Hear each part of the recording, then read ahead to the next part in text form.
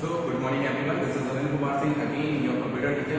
With the same point, further I am going to finish this chapter because in the last video we have discussed about the introduction and basic feature of the cloud computing. Today we are going to discuss some other points which are related to your chapter.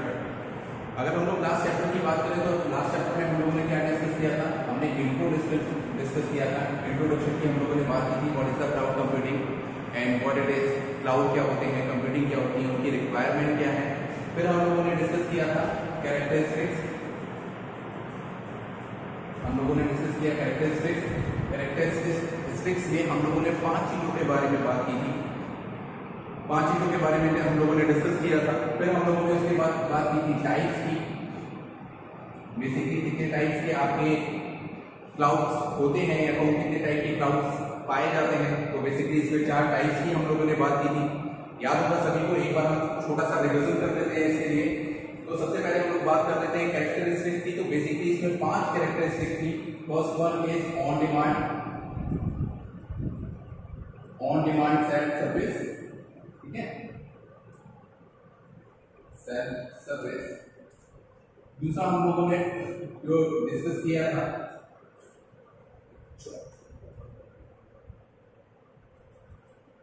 Broad network.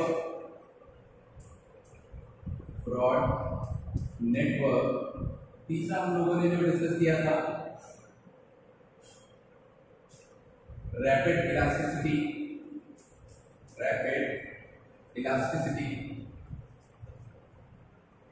चौथा हम लोगों ने जो discuss किया था that is resource pooling.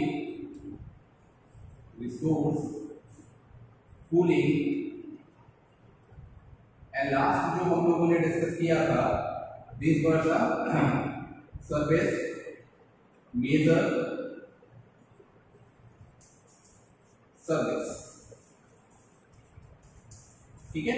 तो ये 5 characteristics थी। कैरेक्टरिस्टिक्स मींस जब भी हम किसी क्लाउड को यूज करते हैं तो फर्स्टली हमें इन सब चीजों की रिक्वायरमेंट होती है। ऑन डिमांड सेल्फ सर्विस में आप जब भी कोई सर्विस को प्रोवाइड कर रहे हैं, कोई भी क्लाउड अगर कोई सर्विस को प्रोवाइड कर रहा है तो ऑन डिमांड हो। आप लोग रात को 12 बजे अगर किसी सर्विस को डिमांड कर रहे हैं, आप चाहते हैं कि रात को 12 बजे आप किसी रेलगाड़ी का या किसी ट्रेन का टिकट बुक कर पाए, तो ये आपकी ऑन डिमांड सेल्फ सर्विस है। यानी ये चीज आप अपने आप कर पाए, आपको जाके स्टेशन पे या फिर एयरपोर्ट पे अपने टिकट को बुक ना करना पड़े। आप लोग क्या करो, सीधे उस सर्विस के क्लाउड पे जाओ, वहां से अपने फॉर्म को फिलअप करो, अपने पैसे का पेमेंट करो और उसके बाद टिकट आपके मोबाइल फोन पे ही आ जाए, ठीक है। तो that is called the on demand self service.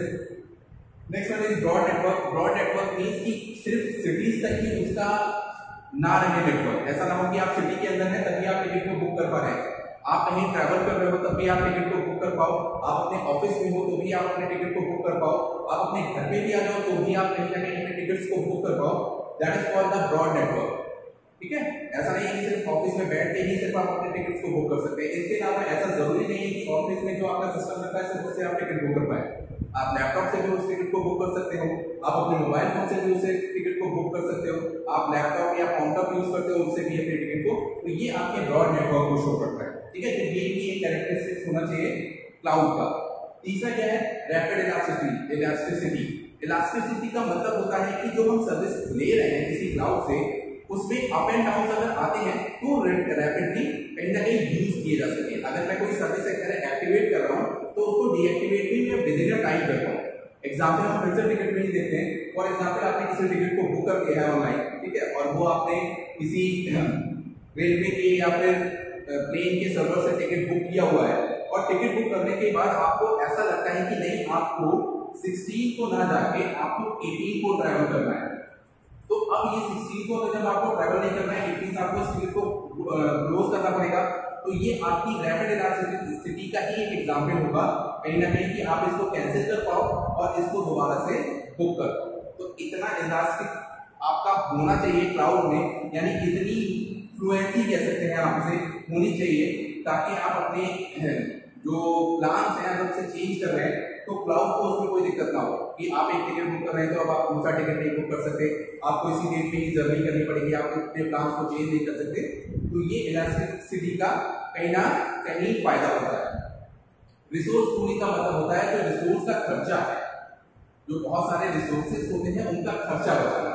For example, आप पहले डेटा को सेव करने के लिए अपने घर में, जैसे अभी हम क्लाउड्स की बात अभी थोड़ी देर के लिए छोड़ देते हैं, कहीं ना कहीं अपने जो डेटा को पहले सेव करने के लिए मुझे क्या करना पड़ता था, डेटा को सेव करने के लिए एक सिस्टम चाहिए होता था। मेरे पास हार्ड ड्राइव्स होती थी, उनमें ही मैं अपना डेटा सेव करता था, पेन ड्राइव्स होती थी, उसमें डेटा सेव करके रखता था। जैसे आप चलो एक छोटा सा एग्जांपल लेते हैं, फोटोग्राफ्स का ही लेते हैं। जब फोटोग्राफ्स खींचते हैं तो हम लोग मोबाइल के डेटा में, मोबाइल के स्टोरेज में उसको सेव कर लेते हैं, पर आफ्टर सम टाइम अगर मेरा फ़ोन चोरी हो जाए या किसी वजह से वो फ़ोन ख़राब हो जाए तो क्या होगा, मेरा सारा डेटा लॉस्ट हो जाएगा। क्यों? क्योंकि वो सारा का सारा डेटा मैंने कहाँ सेव किया हुआ था, अपने फ़ोन के स्टोरेज में। पर क्लाउड का काम क्या होता है, क्लाउड आपके रिसोर्स यानी इस तरीके के रिसोर्स से आपको बचाता है कि आपके फ़ोन में स्टोरेज नहीं भी है, डजंट मैटर। वो क्या करता है, सारा का सारा डेटा जब अपने पास रखेगा तो आप उसके रिसोर्सेज को कभी भी यूज़ कर सकते हो। यानी आप अपना जो फ़ोटो आपने सेव किया हुआ है, आप अपने मोबाइल से भी उसे एक्सेस कर सकते हो, दूसरे के मोबाइल में अपनी आईडी को लॉगिन करके भी उसे एक्सेस कर सकते हो। तो इससे क्या हुआ, आपको मल्टीपल रिसोर्सेज की रिक्वायरमेंट नहीं हुई। यानी फॉर एग्जांपल, आपने फोटोग्राफ्स अपने पास से, मतलब आप दिल्ली में रहते हैं, आपकी फैमिली कहीं ना कहीं यूपी के, बनारस के किसी गांव में रहती है, तो क्या हुआ, आपने अपनी मेल आईडी से वो फोटोग्राफ सेव कर दिए ड्राइव पे। अब उन लोगों को देखने के लिए ज़रूरी नहीं है कि आपके मोबाइल की ही रिक्वायरमेंट हो, आप अपना आईडी पासवर्ड उनके पास भेज दीजिए, वो लॉगिन करेंगे और वहाँ से बैठे बैठे क्या करेंगे, आपके सारे के सारे फोटोग्राफ्स को देख लेंगे। तो इससे क्या होता है, जो रिसोर्सेस हैं वो कोई भी कभी भी इस्तेमाल कर सकता है। Next one is measure the service.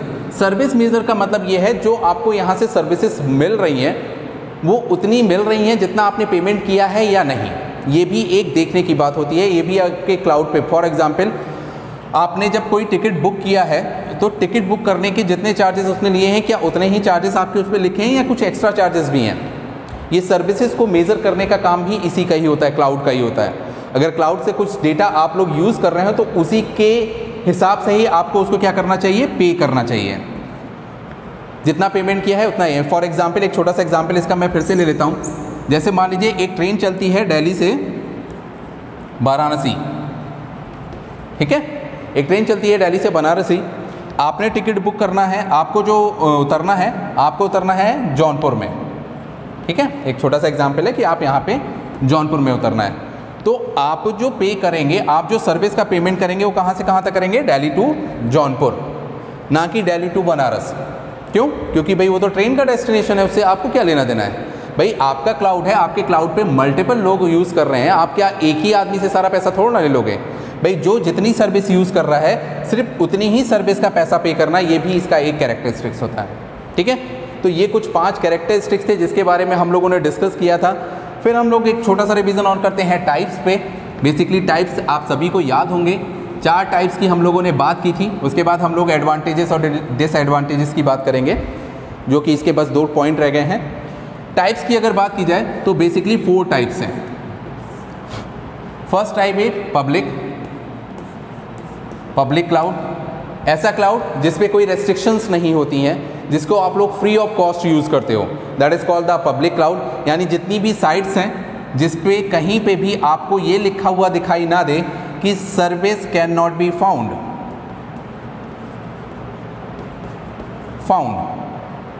ठीक है। क्यों? क्योंकि जहाँ पे ऐसी सर्विसेज का वो मतलब ऐसा मैसेज आ जाता है, इट मीन्स वहाँ पे क्या होता है, सर्विस का वो पैसा ले रहे होते हैं। सर्विस क्या होती हैं, चार्जेबल होती हैं।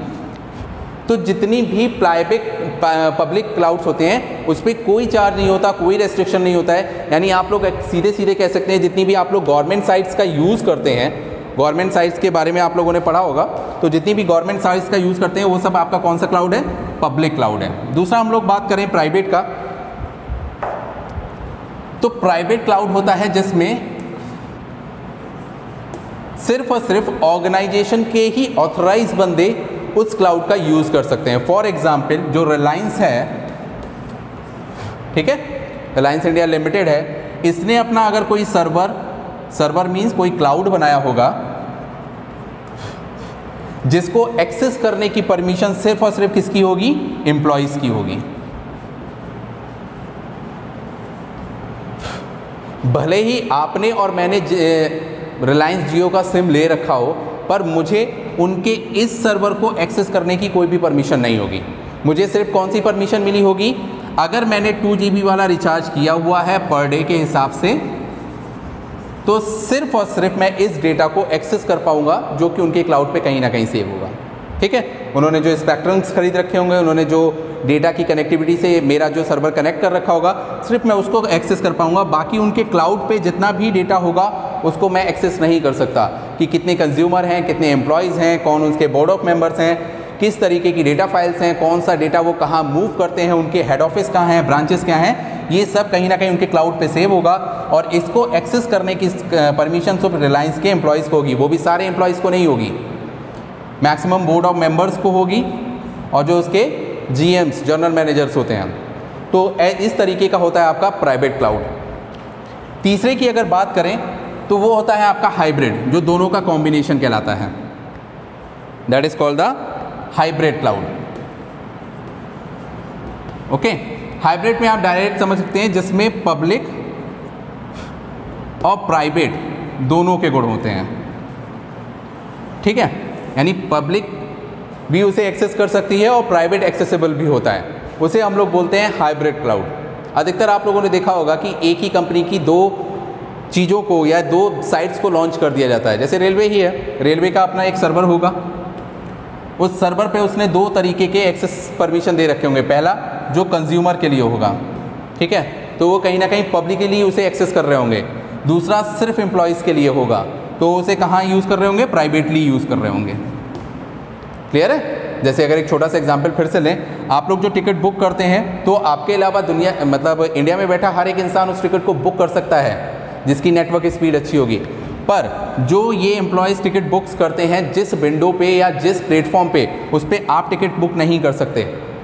ठीक है, उनका एक अलग ही प्लेटफॉर्म होता है, उनकी नेटवर्क स्पीड अलग होती है, उनका नेटवर्क का कनेक्टिविटी अलग होती है, या कहूँ उनके जो मूविंग पाथ होते हैं डेटा के, वो भी अलग होते हैं।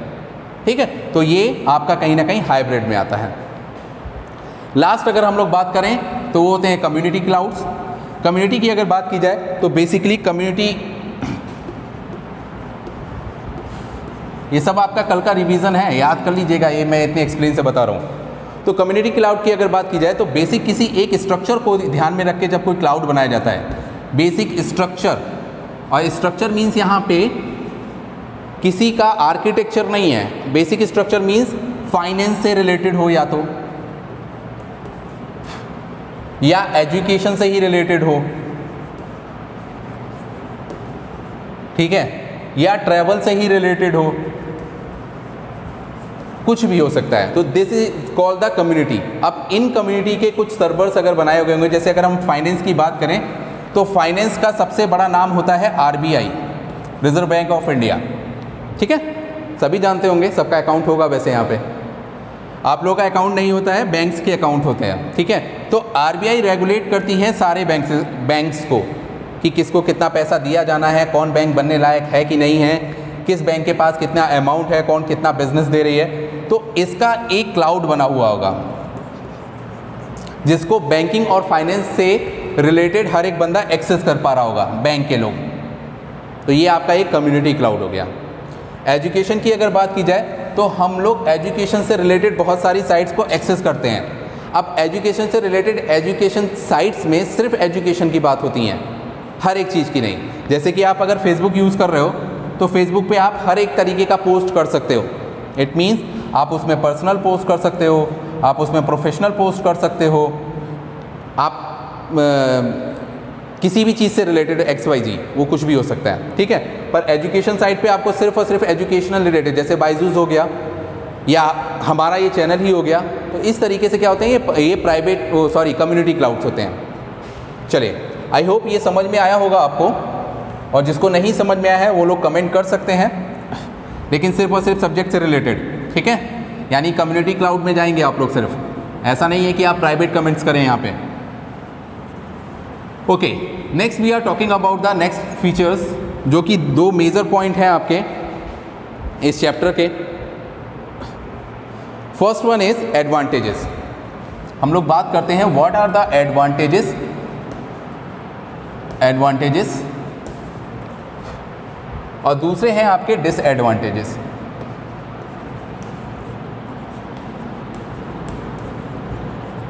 ठीक है, दोनों के बारे में हम डिस्कस कर लेते हैं। पहले हम इसे लिख लेते हैं वन बाय वन।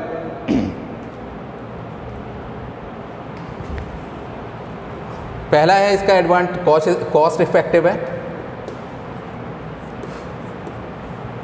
कुछ पॉइंट तो आपको वैसे भी समझ में आ जाएंगे लिखते ही। दूसरा है रिलायबल है।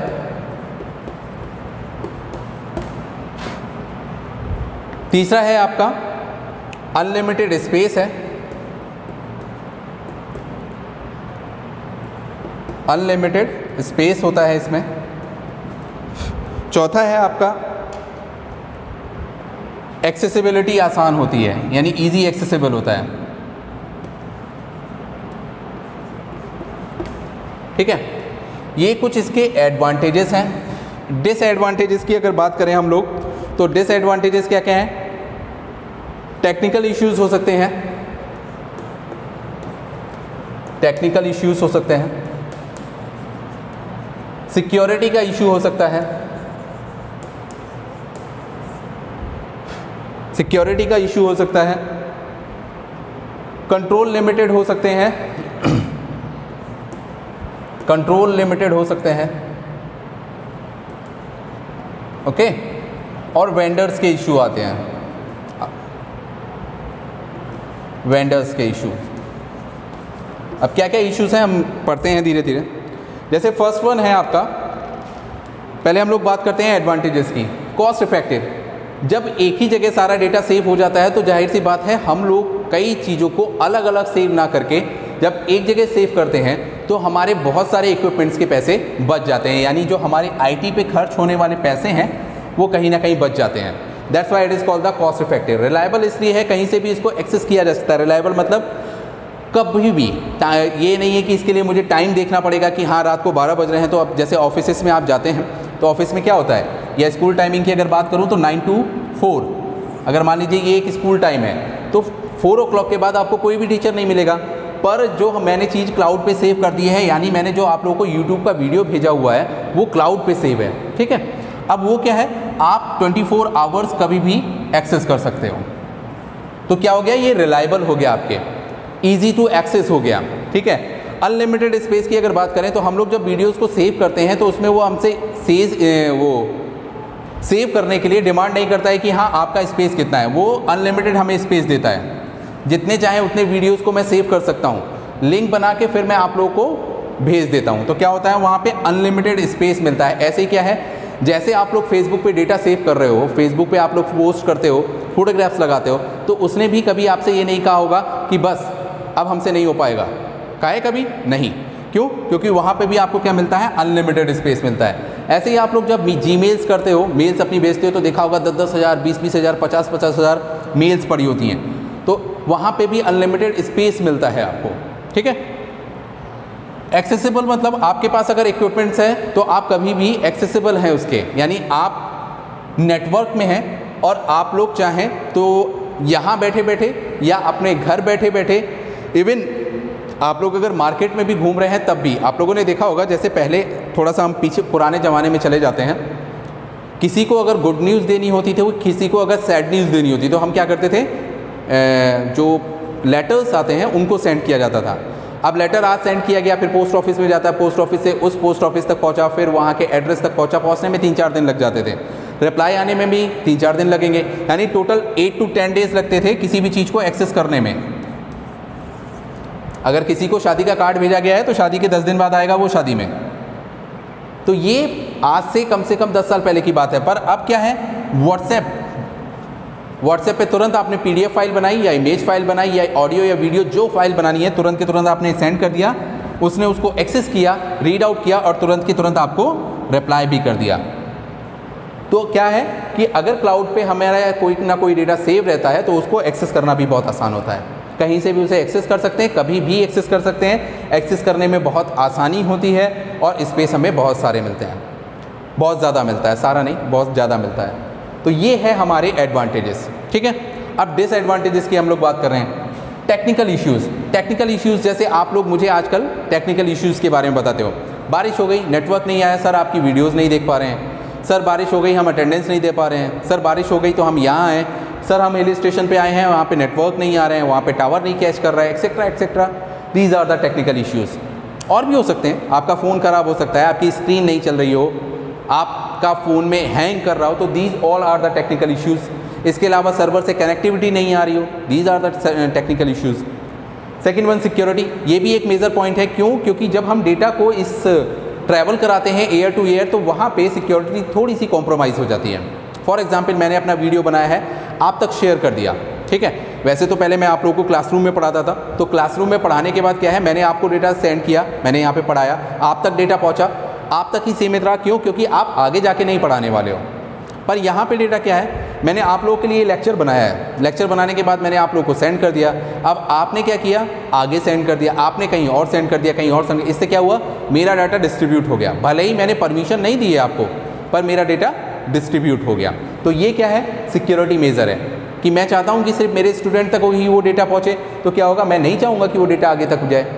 तो ये भी एक तरीके का, जैसे ये तो चलो एक वीडियो का एग्जाम्पल है, फेसबुक की ही बात कर लेते हैं। अब उसमें प्रोफाइल लॉक का एक ऑप्शन आ गया है, आप अपनी फ़ोटोग्राफ्स को सेव कर सकते हो, आप अपनी प्रोफाइल को क्लोज़ कर सकते हो। पर कि पहले क्या था, आपकी प्रोफाइल कोई भी चेक कर सकता था, आपके फोटोग्राफ। आजकल एक नॉर्मल ट्रेंड चल रहा है कि आपकी आईडी का कोई डुप्लीकेट आईडी बना लेता है, और डुप्लीकेट आईडी बनाने के बाद क्या करता है, आपके रिलेटिव से, आपके जान पहचान वालों से पैसे मांगता है। तो ये है आजकल क्या हो रहा है, ये सिक्योरिटी की वजह से ही हो रहा है, क्योंकि आपका फोटोग्राफ ले लिया उसने, आपकी इन्फॉर्मेशन वहाँ से चुरा ली क्लाउड से, और वहाँ से क्या किया उसने, एक डुप्लीकेट आईडी बना दी आप जैसी ही। और फिर आपके किसी पेरेंट, किसी को भी फ़ोन किया या मैसेज किया कि आई एम देयर, फ़ोन तो नहीं करेगा, मैसेज करेगा, और ऐसे ऐसे मेरी एक प्रॉब्लम हो गई है कि सेंड मी सम मनी। तो अगर कोई क्रॉस वेरिफिकेशन नहीं करेगा तो क्या होगा, वो पैसे भी दे देगा। तो ये थोड़ा सा इशू आ जाता है। कंट्रोल लिमिटेड, कभी कभी क्या होता है, कुछ क्लाउड्स के लिमिटेड कंट्रोल्स होते हैं, ठीक है, इसीलिए इन्हें कंट्रोल लिमिट कहा जाता है। कंट्रोल लिमिट इसलिए भी कहा जाता है कि जैसे फॉर एग्जांपल आप लोग फेसबुक यूज़ कर रहे हो, ठीक है, तो फेसबुक यूज़ कर रहे हो, और फेसबुक यूज़ ना भी कर रहे हो, चलो एक जीमेल का मैं एक थोड़ा सा एग्जांपल देता हूँ कि जीमेल पे आप कोई जैसे फाइल एक्सेस कर रहे हो, मैंने आपको एक टेस्ट देने के लिए भेजा हुआ है, जी फॉर्म, ये आपको ज़्यादा आसानी से समझ में आ जाएगा। जी फॉर्म पे मैंने आपको एक टेस्ट भेजा, और टेस्ट आप सबमिट करने के बाद उसे दोबारा एक्सेस नहीं कर सकते। क्यों? क्योंकि मैंने यहाँ से उसे लिमिट कर दिया उसके कंट्रोल्स को। आप उस पर एक ही बार टेस्ट दे सकते हैं, या आप एक ही बार उस पर अटेंडेंस दे सकते हैं। तो ये कहलाता है आपका कंट्रोल लिमिट। जैसे कि अगर क्लासरूम की अगर बात की जाए, तो जब मैं आपसे टेस्ट लेता हूँ, तो मैंने एक पेपर डिस्ट्रीब्यूट कर दिया कि चलो ठीक है टेस्ट देना शुरू करो। अब क्या हुआ, गलती से आपने ऑनलाइन सबमिट कर दिया तो दोबारा टेस्ट नहीं दे सकते। यहाँ पे आप लोग अगर टेस्ट ऑफलाइन दोगे, तो किसी वजह से अगर पेन नहीं चल रहा है या जो भी रीजंस है, तो आप उसे दोबारा से कैरी ऑन कर सकते हो। तो this is called the control limit. Vendors की अगर बात करें, तो जो वेंडर्स होते हैं, वेंडर्स समझ रहे होंगे आप लोग, वेंडर की कहानी